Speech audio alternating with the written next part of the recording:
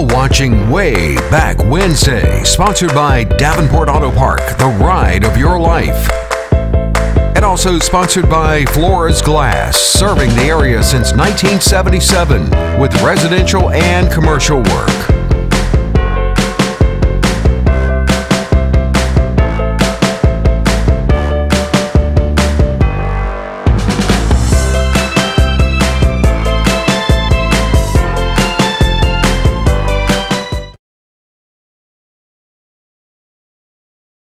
Good evening, friends, and welcome to another episode of Wayback Wednesday. I'm Randy Adcock. So glad you could be with us tonight.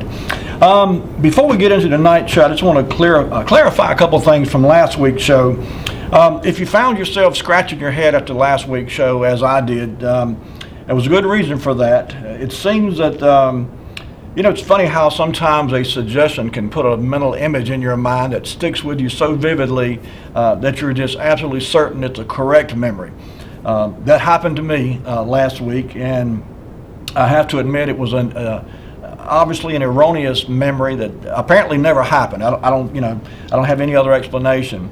And I'm talking about the reference to a Madison seafood takeout spot off of West Thomas Street. If you remember, we talked about this. In my mind's eye, I had this very real memory of going there and picking up seafood plates from my parents, and I seem to recall very vividly turning off of Thomas Street down Middle Street and going a block or two back up in there and going to a little small place and get takeout orders to go. But I searched and searched. I went to the library and talked to my good friend Tracy down there. She directed me to some 1988 city directory of Rocky Mount to see if I could find a reference to it there. There was none. I did quite a bit, in fact, of searches, various ways, various methods, trying to find something that would solidify and verify this vivid memory I had in my mind. And finally, I managed to reach out to Terry Hull, who was originally one of the daughters of Barbara and Marshall Proctor. She was Terry Proctor, of course, then. And, of course, she worked at the restaurant and was very familiar with all of the locations. And she told me, she said, Randy, I would have known if there was one there. I have no recollection of there being a takeout anywhere in that area you're referring to. So the only thing I could figure was, and one more thing I realized after getting to this conclusion that I must have just been mistaken. In 1988, when this advertisement that appeared in the paper referenced the other location, and it said just off of West Thomas Street, I was thinking about it later on. I said, well, in 1988, I had been out of the Navy a couple of years by then. I was living literally half a block from my parents over in Inglewood. And so by that time, the Stone Rose location of Madison Seafood there beside the Ford dealership was obviously up and running. And if I'd have gone to get a takeout plate from Madison Seafood, that's where I would have gone to get it. I would not have gone all the way down to Thomas Street and gone back up in that area if I could have gotten it from there at Stone Rose Seafood, or Madison Seafood on Stone Rose Drive. So the only conclusion I can come to is that I was mistaken. I don't know how I could be so badly mistaken, but in any case, I do have some memories of Middle Street, and I'm guessing maybe somehow in my mind I convoluted those two memories.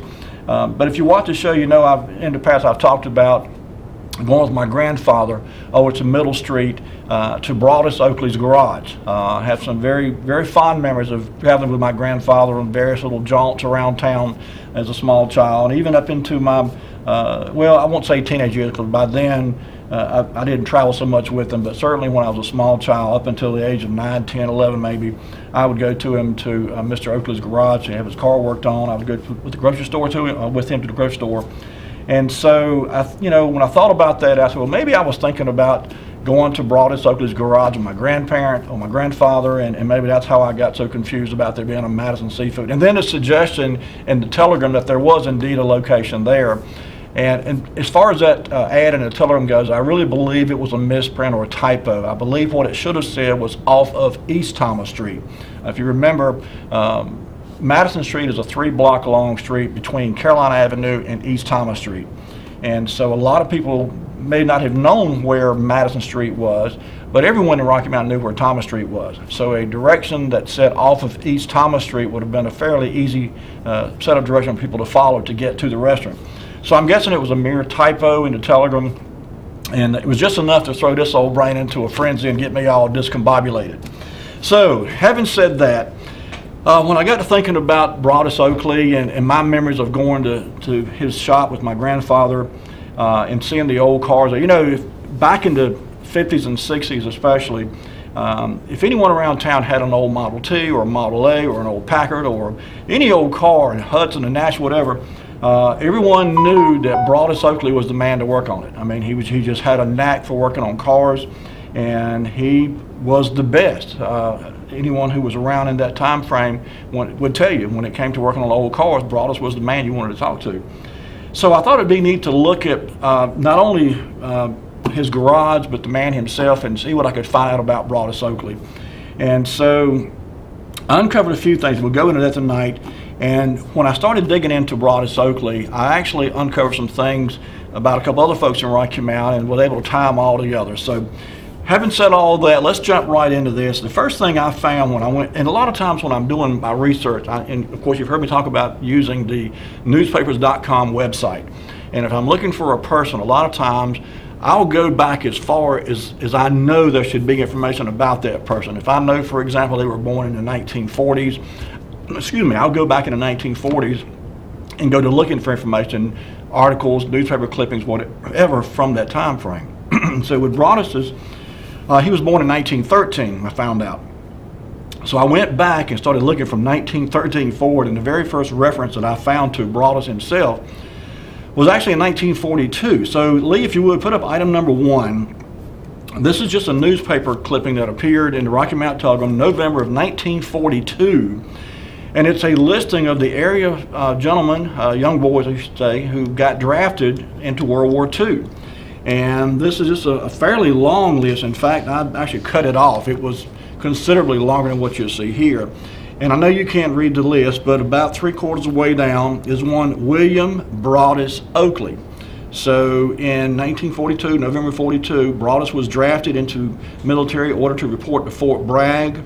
And I think from there he was actually stationed, oh golly, I remember seeing another quick blip where his wife and another soldier's wife went to visit their husbands at a base, and I want to say it was in South Carolina somewhere. It wasn't in this part of the article here. But in any way, there were 103 men locally here who were sent to Fort Bragg.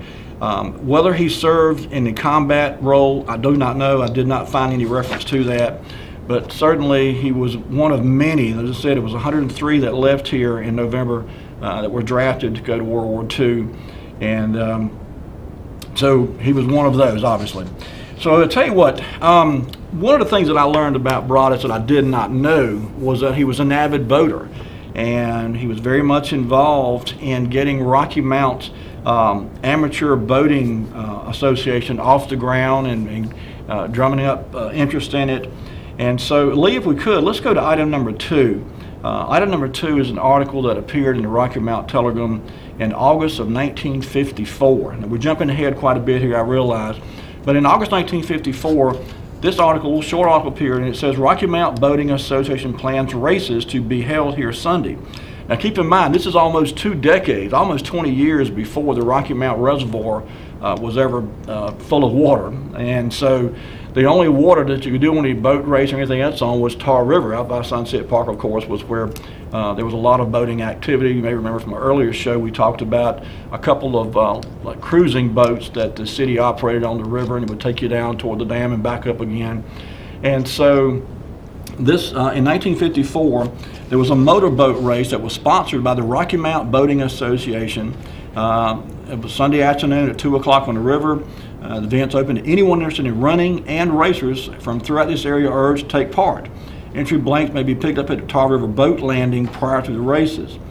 So, you know, if you can imagine there being boat races on Tar River, and if you've ever been on Tar River, particularly in that area of the river, what they call the flat rock, a little downstream from Sunset Park, and there's just some huge flat rocks just below the water line, particularly when the river's low. And I can only imagine that there were some tore up propellers and maybe some bent skegs and different things on boats racing through that water, particularly from guys who were not from the area and not familiar with the Tar River and didn't know about those flat rocks under the water. It's a little ways down. But of the people who were instrumental in getting this boating association together, Jake Rosenblum, we all know Jake from the many stores he run here locally. Mr. Ralph Brogdon, Ralph run a garage here in Rocky Mount for many, many years. Broadus Oakley, Lee Farrell, C.L. Alexander, David Ellis, James Barnes. All these gentlemen, were very much involved in getting a boating club, if you will, started.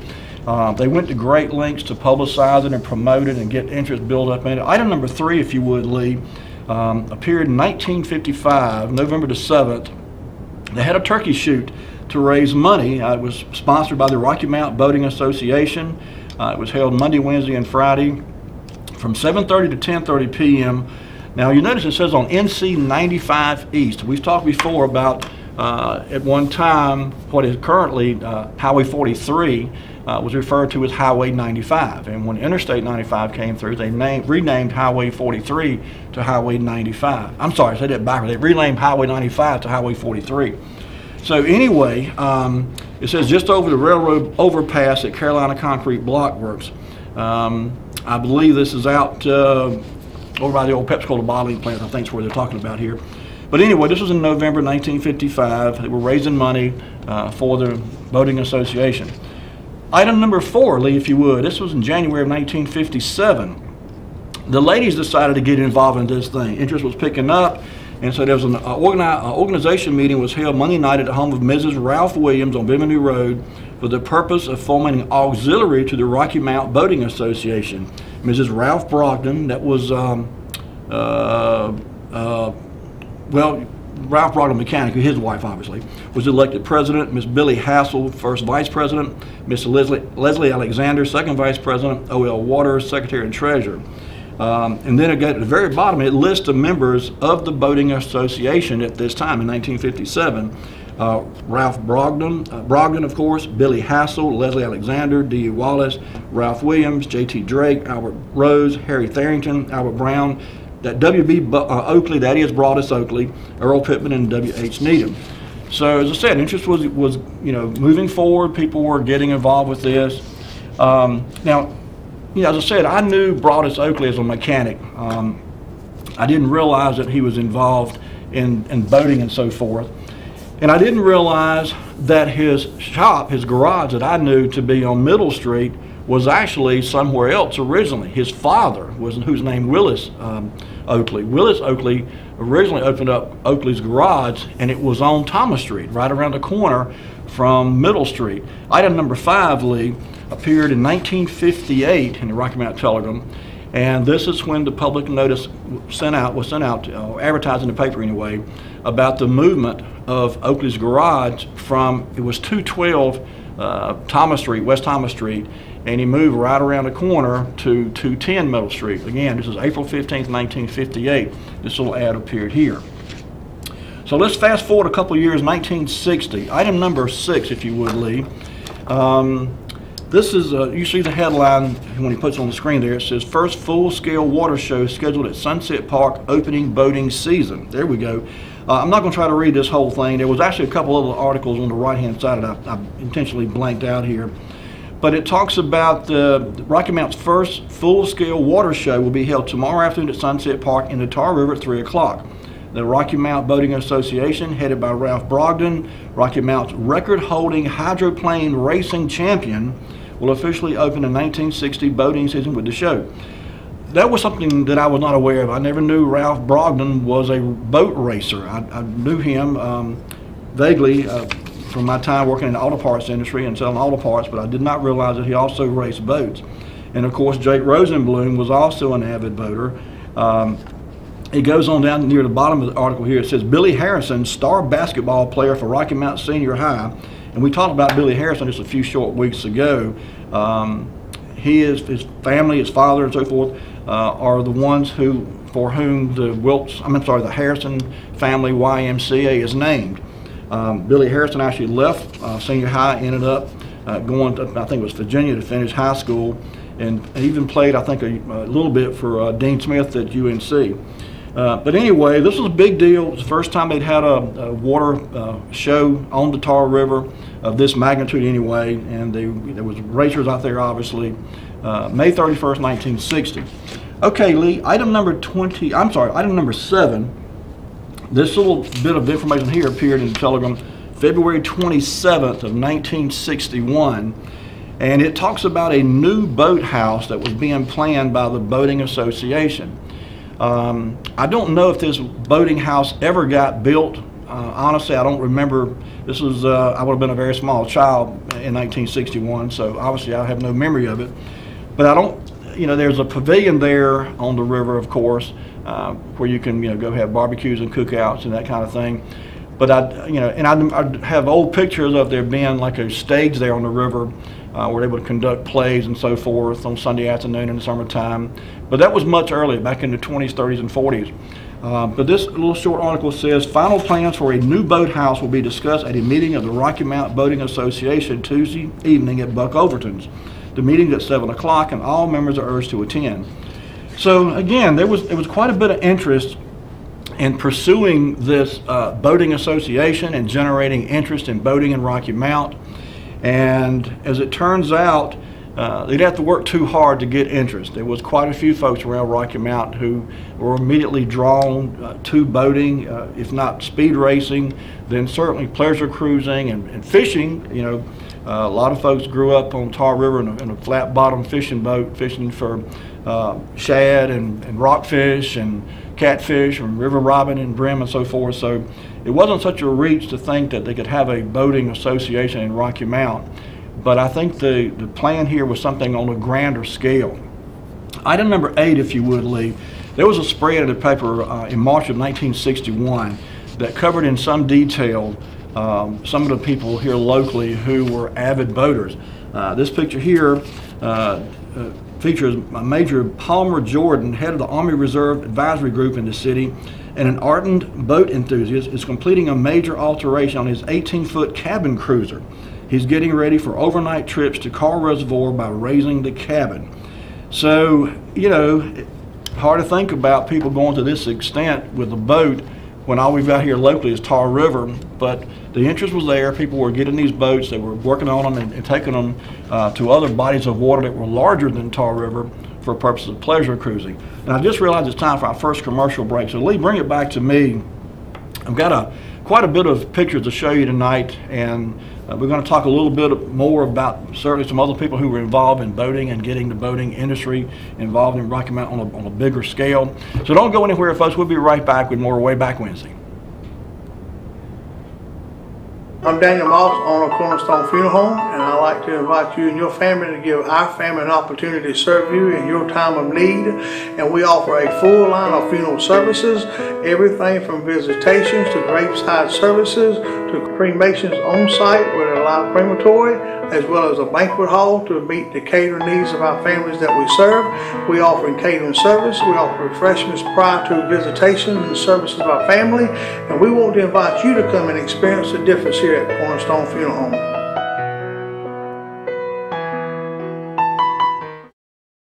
When faced with special care needs for elderly or disabled loved ones, families want compassionate, comforting care.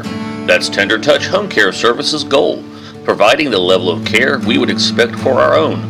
With over 10 years of home care excellence, Tender Touch provides an array of services that keeps your loved one at home. From personal care, light housekeeping, errands, and meal preparation, to our private duty care program, which combines all of our home care offerings in one package.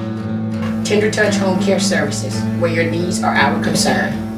We're in our 18th year of practice at the Hammer Chiropractic Center, and we've seen over 15,000 different people in the Rocky Mount area. 40% of headaches actually come from a neck problem. Many patients come in taking multiple aspirin, over-the-counter medications and such a day, and we can get you to stop doing that and actually fix the problem so the headaches don't rise anymore.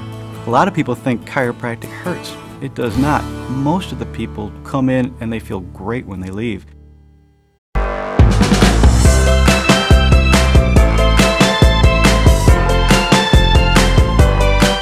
We're back, folks. We're talking about boating in Rocky Mount. You know, with the Tar River, you know, being right here, running, well, I won't say to the middle of town, but certainly in close enough proximity to be close for a lot of people to get to. Fishing on Tar River goes back to the time of the Tuscarora Indians and probably before them, in fact. So it's not accurate to say that the river hadn't been used. It certainly has been for thousands of years. But there seemed to be a rejuvenation, if you will, in the late 1950s and early 1960s for people to go boating on the river. And what I've found during my research for tonight's show was that that interest in boating on the river kind of over time morphed into many other types of boating and so forth. So we'll get to some of that in a minute. Let's jump right back into it. Lee, item number 9, if you would. I mentioned the Telegram did a spread about local boaters and their boats and so forth, and so this is another picture, number 9 here. This appeared March 12, 1961, and it's another gentleman. Some of you may remember police officer Stanley Van Buskart pulled his boat out of the garage on his home at 733 Eastern Avenue this week to apply a new coat of paint.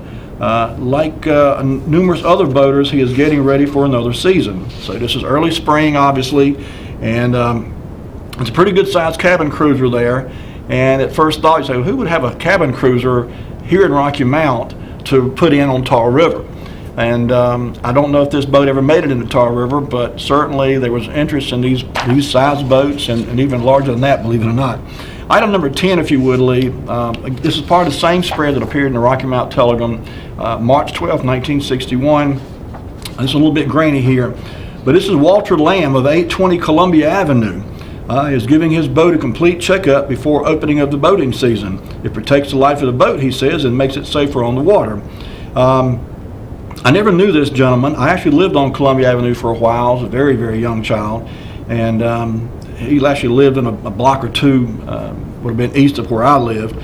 But in any case, again, there was quite a bit of interest. This boat appeared to, from this picture anyway, like it would probably could have been run on Tar River, certainly in certain parts of it anyway. Item number 11, Lee. This is another picture that appeared, and this is Sergeant Donald Knott of 1333 Planter Street is adding a fiberglass bottom to his shad runner in preparation for the season, which is now beginning in Tar River. So about this time, the shad, of course, start coming back upstream from their spawn, or the spawn, I should say, and so there was a lot of interest, always has been, in catching these shad. And while a lot of folks down on the bank try to catch them with a hook and line, the boaters certainly have seemed to have an advantage over the years in going after the bigger ones. Item number 12, Lee.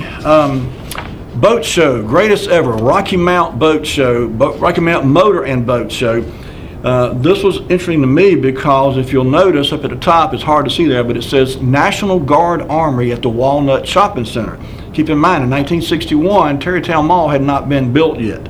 So to have a boat show, you had to have a pretty good place to have it and put your boats on display and everything you wanted to sell. So they chose to have it at the National Guard Armory at Walnut Shopping Center. And so one of the sponsors, go down to the very bottom there, Lee, and zoom in if you could. It says sponsored by the following boat dealers. And it lists, I'll read them off to you, Brazel Sports Shop, Globe Manufacturing, Mercury Sports Center, Montgomery Ward, Sears Roebuck and Company, and Western Aldo. Now these were all supposedly sponsors and boat dealers, no less. I would imagine you'd probably had to do some digging to find a Western Aldo who had a boat. I don't ever remember hearing or seeing a boat at Brazel Sports Shop either, for that matter. But they certainly sold sporting goods and equipment and so forth. And so, but Globe Manufacturing, if you've never heard of that name, you should be aware of it because it was right here in Rocky Mount. And item number 13, if you would, Lee, Globe Manufacturing was actually started in Rocky Mount by a fellow that many of you know or will remember, probably, Arthur Pitt. This picture was taken in March of 1961, and it says to 3 states, boats made by Globe are shipped to 40 distributors in 3 states. The one-piece fiberglass boats are made in 8 different configurations ranging from 8 to 16 feet.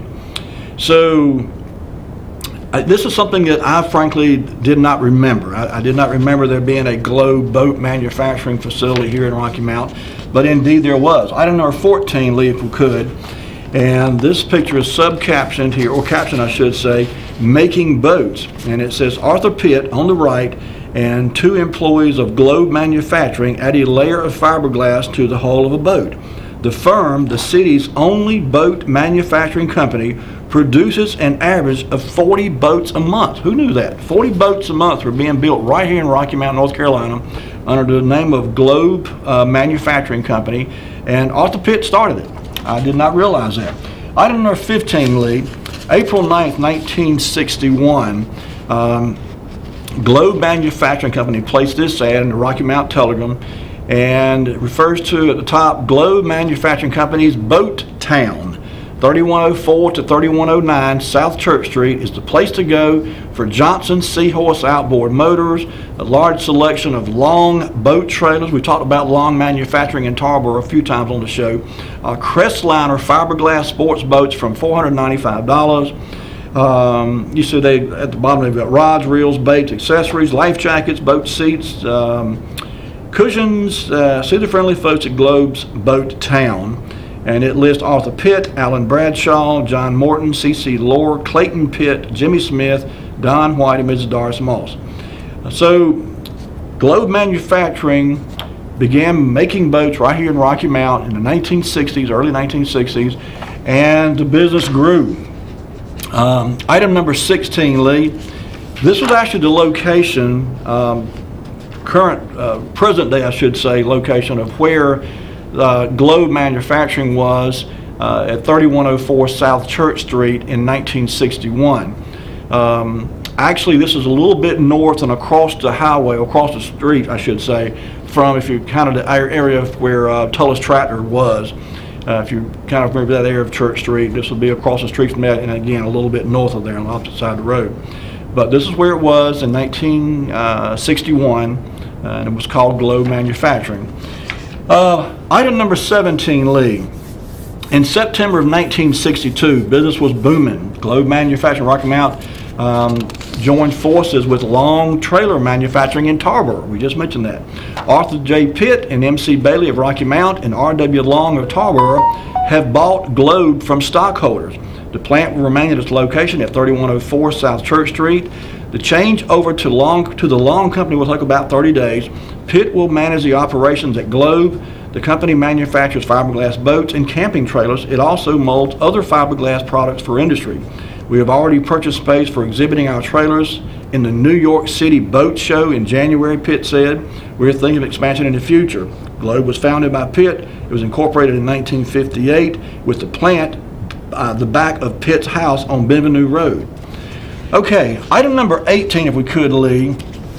We're back to the Boating Association. 1963, this little blurb here appeared in the Rocky Mount Telegram, September 10th, 1963. It says, the Rocky Mount Boating Association will hold its regular meeting tonight at 8 o'clock, according to an announcement by President Broadus Oakley. So again, Broadus Oakley is still involved with boats. He's still running his garage, of course. It says all members are urged to attend.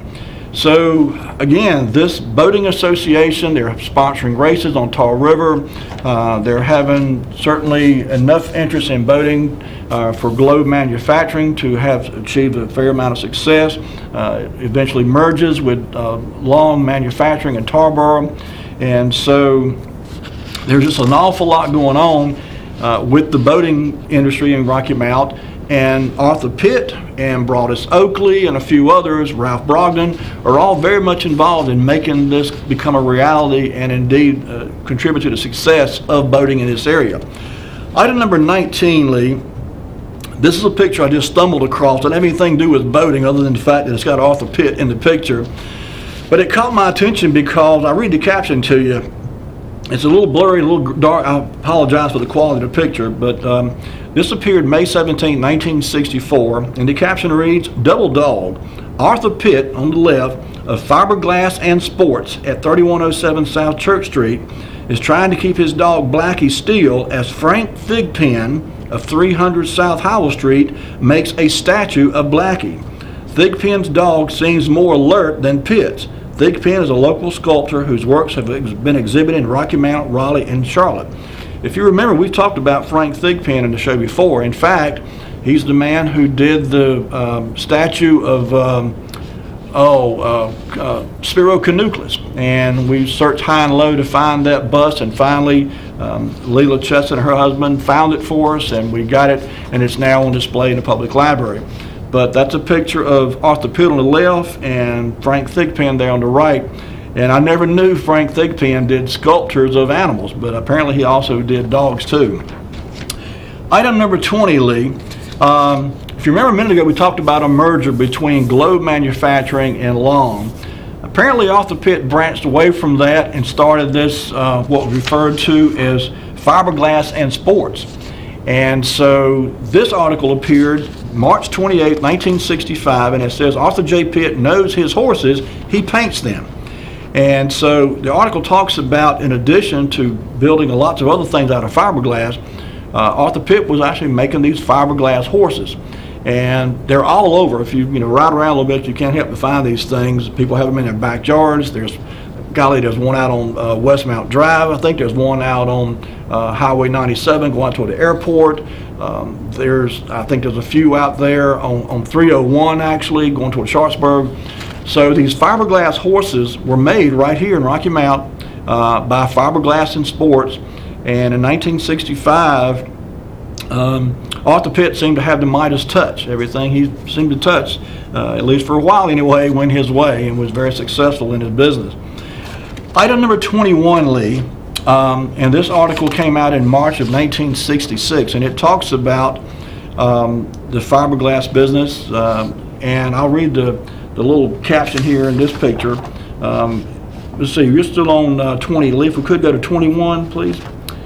And this next picture is talking about talks about the fiberglass runabout making its debut in the 1966 boat show.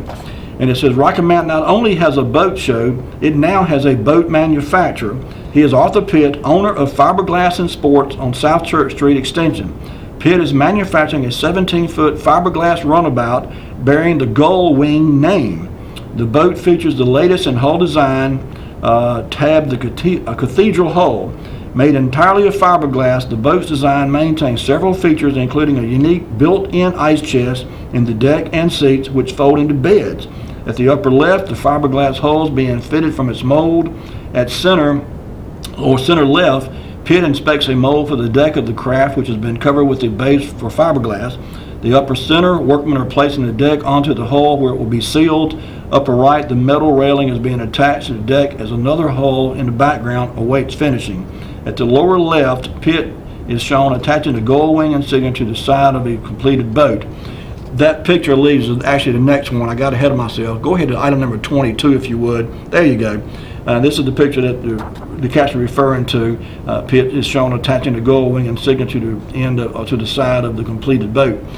So it's a little ironic in that just a few short years before this, Globe Manufacturing is listed as being the only boat manufacturer in Rocky Mount or in the area, and now the same description is being given to this other company, Fiberglass and Sports, where they're obviously building boats and fiberglass animals and so forth. And Arthur Pitt is just having a heyday with his fiberglass business. Item number 23, if you would, Lee. This is in March of 1970. And you see the headline, "Don't buy a boat, motor, or trailer, regardless of price, until you see the 65 boats on our yard.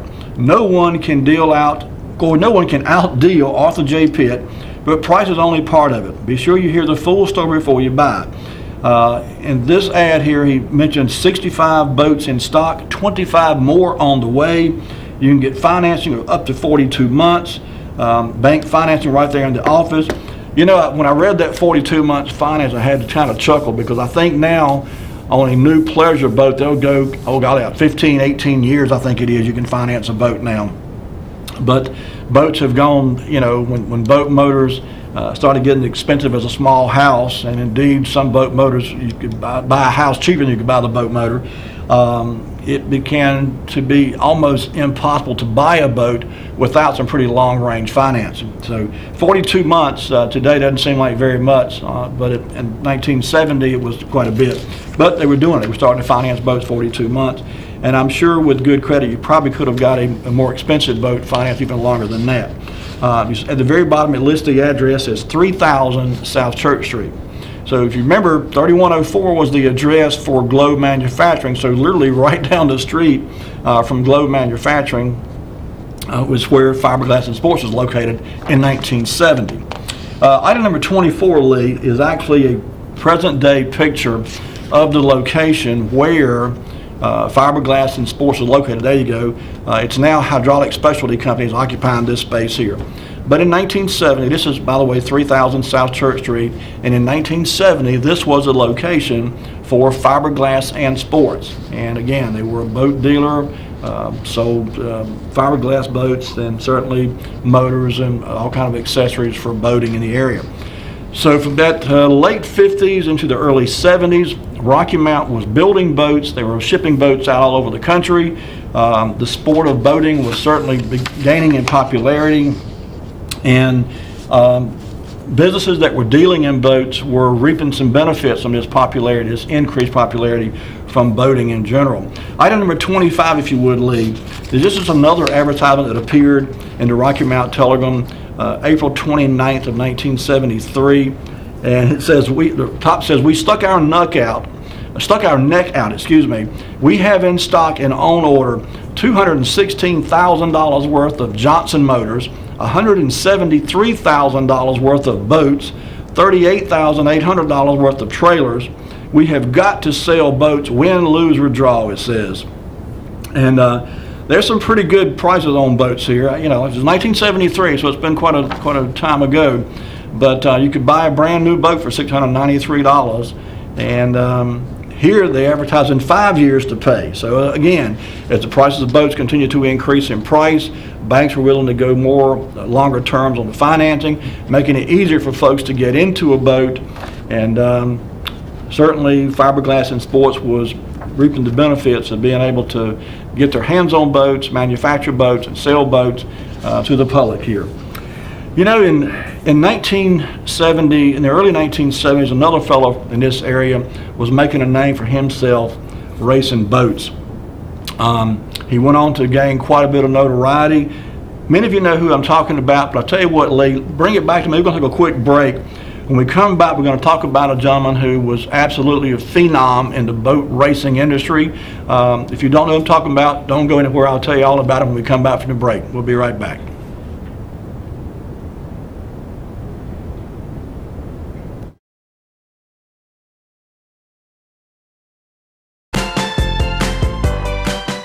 I'm Daniel Moss, owner of Cornerstone Funeral Home, and I'd like to invite you and your family to give our family an opportunity to serve you in your time of need. And we offer a full line of funeral services, everything from visitations to graveside services to cremations on site with a live crematory, as well as a banquet hall to meet the catering needs of our families that we serve. We offer catering service. We offer refreshments prior to visitations and services of our family. And we want to invite you to come and experience the difference here at Cornerstone Funeral Home.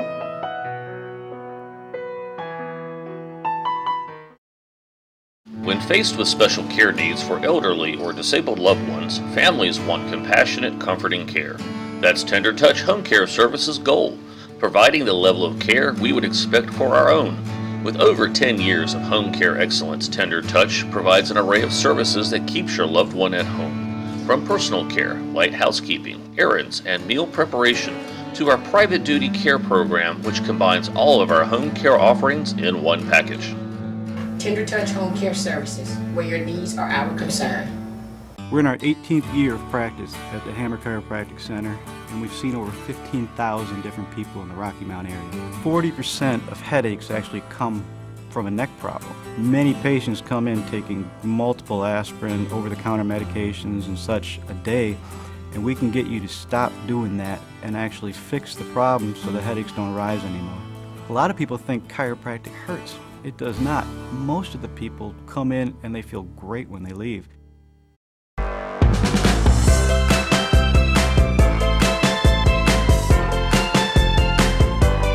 And we're back. If you're just tuning in, we're talking about from the late 1950s into the 60s, even to the early 70s. Rocky Mount experienced a bit of a boom, if you will, in boating enthusiasts, boating enthusiasm, and boat manufacturing in Rocky Mount, which was something that I had really forgotten about. You know, I born and raised in Rocky Mount, and a lot of the history of this city I have been able to experience in my 60-plus years of living here. But there's some things that I'd forgotten about, and certainly the fact that we had not one, not two, but as many as 3 different boat building facilities in Rocky Mount, manufacturers of boats here in Rocky Mount, was something I'd forgotten, if indeed I ever really knew that. I'm not going to say I didn't know it, but if I had, I'd forgotten it. But there's a lot of people who were instrumental in building that enthusiasm, and certainly men like Broadus Oakley and Ralph Brogdon and Jake Rosenblum, who themselves were boating enthusiasts, and got together and said, let's form a boating association so we can generate some more interest amongst the public. And so, you know, when you get a group of people together who share a common interest and they talk to their friends, that kind of spreads the interest. And so anyway, it wasn't long before a young fellow who was not from Rocky Mount, but it was from right down the road over in Spring Hope, got involved in this interest of boating, and certainly speed boating and racing and so forth. And that young man's name was Dickie Webb. Many of you may remember the name. I actually had the pleasure of meeting Dickie Webb on a couple of occasions, in fact. But as I said, he was a phenom in the boat racing industry. Ironically, he raced for the pure pleasure and love of racing, and I say that because he didn't get paid. Unlike the NASCAR drivers of the day and the Busch Series drivers and the Le Mans drivers and these race car drivers who make hundreds of thousands, indeed millions of dollars. Back in the early days of boat racing, there just was no money to pay the participants. So you race out of a love for the sport. You found a sponsor if you could. Otherwise, you paid for your sport out of your own pocket. And so the better racers and the more successful racers were those who were able to acquire good, solid sponsorship, preferably someone who had some deep pockets and some money. And so in 1975, Lee, if you would, put up item number 26 for us. In 1975, January, this picture appeared in the Rocky Mount Telegram, and it shows Dickie Webb there in the center, and Ralph Brogdon to the left, and David Batts on the right. And, you know, as I said, Ralph Brogdon himself was an avid speed boater, racer, whatever you want to refer to him. And so I don't know how he and Dickie got together, but they certainly did. And you know, Ralph Brogdon was a tremendous mechanic in his own right, and certainly he had parlayed his knowledge of engines in general over to racing boat motors. And so he and Dickie teamed up and made a heck of a team racing boats. Item number 27, if you would, Lee, was the very next year, June 29th, 1976. You may recognize that overhang. That's Don Bullock Chevrolet. And this picture, the caption reads, Regatta Winner. Dickie Webb left and David Batts, owner of Brass Products of Rocky Mount, posed with Webb's boat, Miss Rocky Mount, on the Bel Air Chevrolet lot Monday afternoon. This past weekend, Webb and his racing team traveled to Raleigh for the Tar Heel Regatta and returned with the Super Stock Crown, a title he also won in 1974. So not only was Dickie Webb a good boat racer, he won. He was a leader in many years, scoring leader in powerboat racing. And as I said, he did so not out of any need for money or any desire for money, I should say. He may have been a need, but he didn't have any desire because he loved the sport so much. And he actually found a way to get himself in the boating industry.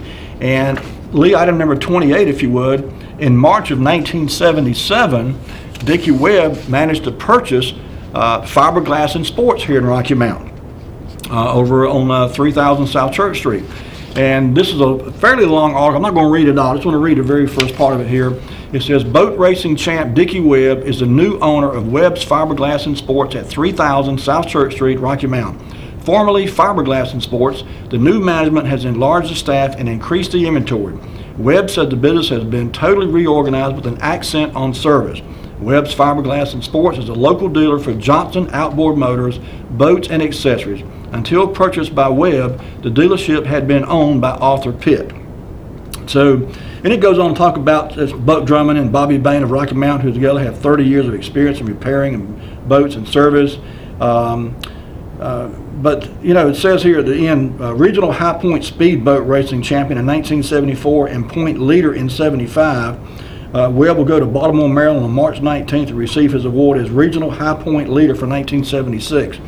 So, you know, when he began racing in earnest, Dickie Webb began, you know, winning in a big way. I mentioned he was not from Rocky Mount, however. He was from Spring Hope. Lee, item number 29, if you would. This is a neat old picture I found, and this is the Spring Hope seniors. It says, Coach Algie Faircloth of the Spring Hope Raiders this week credited his 10 graduating players with much of the team's success the past 2 years. These boys, who played most of the school's final game when the Raiders beat Wendell 44-6, are from left to right: front row Jasper Bailey, Rudy Puckett, Dickie Webb, Curtis Fulgham, Charlie Quick, Richie Cohn, Randy Hinton, Wayne Cowan, Carl Ray Banks, and Ronnie Pace. The Raiders have an 11-6-2 record for the past 2 years. But that's Dickie Webb down the front row, kneeling down on the ground on the far right-hand side of the picture there. But, you know, he was a fairly good athlete. I read a couple articles about his prowess on the sports field, and he was a pretty good football player in his high school days. And like I say, when he got into boat racing, he put his whole heart and soul into it and was just an absolute force to be reckoned with on the water, driving these boats. Item number 30, Lee, if you would. This article, this picture I should say, appeared in February of 1978. And this was, you see, I think this was actually after they moved out on 301. They left the South Church Street location sometime in the late 70s anyway, and moved out on 301 on the left-hand side if you're headed south. But anyway, the caption here says, still winning. Rocky Mount's Dickie Webb is still winning powerboat races despite his switch in boats. He took over Cream de Mint last year and is presently atop the standings for this year. He won his first 2 races the past 2 weekends and almost set a world record lap time in St. Petersburg, Florida this week. You know, I look at this picture and I think to myself, Dickie Webb, sharp-looking guy. He, you know, was an athlete in high school, obviously in great physical condition. A good-looking guy. I mean, he could have been you know, a TV star, could have been in the movies. He could have done pretty much anything he wanted to, but he absolutely enjoyed racing, and that's evident by his success at the sport. Like I said, he won continually, and he continued through the 70s to just break records and really set a name for himself, and set some pretty high marks for other racers in the sport. Item number 31, if you would, Lee. This little short article here appeared September the 8th of 1980. And it says, Dickie Webb of Rocky Mount won the Super Stock Class competition in a regatta held this weekend. This is in Montgomery, Pennsylvania, by the way. It says, Webb is currently the national high point leader in his class. His schedule includes a race at Lake Hopatcong, New Jersey next weekend. So again, I mean, he was a national point leader. He actually raced on a couple different divisions, and I'm not too up. I apologize. I'm not too technically up on the different categories within racing, boat racing anyway. But I know he did race in at least 2 and perhaps as many as 3 different categories. And each time he would go up to a more powerful, a larger boat with a more powerful engine, and certainly more responsibility for sure, and certainly more risk. You know, when you're running a boat at 80, 90, 100 miles an hour across the water, heaven forbid if something happens, you always heard that hitting the water at high speed is like hitting concrete. So it can wreak havoc on the body, and certainly it can be fatal. Item number 32, Lee. This is a picture of Dickie Webb, and the caption reads, "Across the water." By the way, this was taken September the 9th, 1981. It says, Dickie Webb of Rocky Mount drives the unlimited SK boat Sweet Caroline across the Back River Bay course in Essex, Maryland in the Maryland Governor's Cup race. The boat was averaging, get this now, the boat was averaging 102 miles per hour, and the looks like 123-mile oval course before the engine blew with half a lap to go. Can you imagine running 100 miles an hour in a boat on the water? And by the way, this is a bay, so it's probably choppy from other boats, salt water. There's obviously going to be a spray from other boats. You're going 102 miles an hour across the water, probably blinded by sea spray and so forth, and your engine blows. I mean, if you know that just takes all kind of guts, for lack of a better term, to be involved in a sport where you're involved in something like that at that speed. I can't imagine. As I said, this was taken September 9th, 1981. It was probably the last picture taken of Dickie Webb before he was killed, aside from whatever pictures may have been taken on the day he was killed, because September 20th, 1981, sadly, Dickie Webb lost his life in a boating accident. I found this little short information here about him. His full name, by the way, a lot of folks may not have known this. Dickie Webb's full name was Linwood Randolph Webb, and of course he was known worldwide as Dickie. He was born April the 12th, 1945. It said he was born in Rocky Mount. He grew up in Spring Hope, but it said he was born in Rocky Mount. When he died September the 20th of 1981, he was just 36 years old. To accomplish that kind of level of accomplishment in something as demanding as powerboat racing, it's remarkable. But at 36 years old, he had literally made the top of his profession as far as a professional boat race driver anyway. And his name was synonymous with speed and performance and guts and sheer tenacity in driving a boat across the water at a crazy high speed. His parents were Mildred Tharrington Webb. That's odd, it only lists one, Mildred Tharrington Webb. He was married to Nancy Faye Bass Webb, who passed away sadly in 2018. I don't know if he ever had any children. Maybe someone else knows. I've not run across anything that references a child. So if he had a child, I've not run across that information yet. I won't say he did not. I've just not seen it. In item number 23, Lee, in September of 81, shortly after Dickie died, this really nice tribute was put in Telegram by Webster Lupton, who was a sports editor for the Telegram at that time.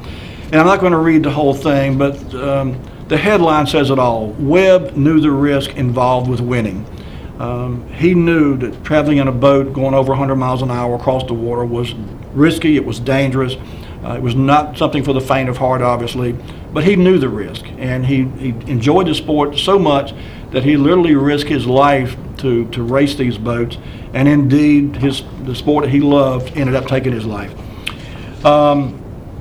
Yeah, at the beginning of the show that I mentioned that there were three people I wanted to talk about, certainly Dickie Webb, Arthur Pitt, and I mentioned Broadus Oakley first.